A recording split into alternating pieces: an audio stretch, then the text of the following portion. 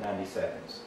And before we do that, we check motor again to make sure, again, we're not on a motor branch, up to 1.25 volts.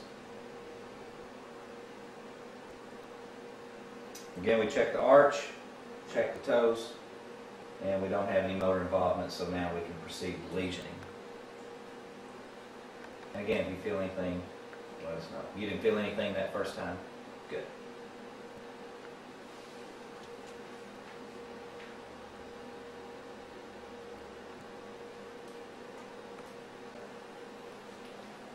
Okay, so now we've completed lesion number 2 with the needle a ½ centimeter proximal.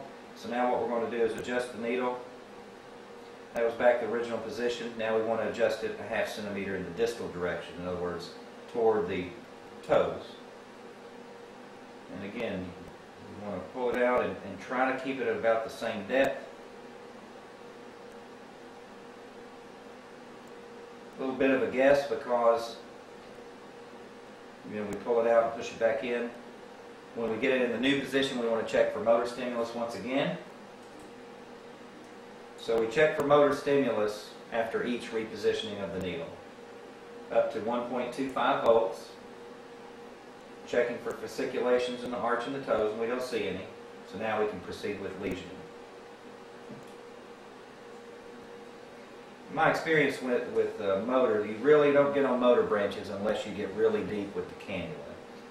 And her particular painful nerve branch seemed to be a little more superficial than that. So we're at 90 degrees and 90 seconds.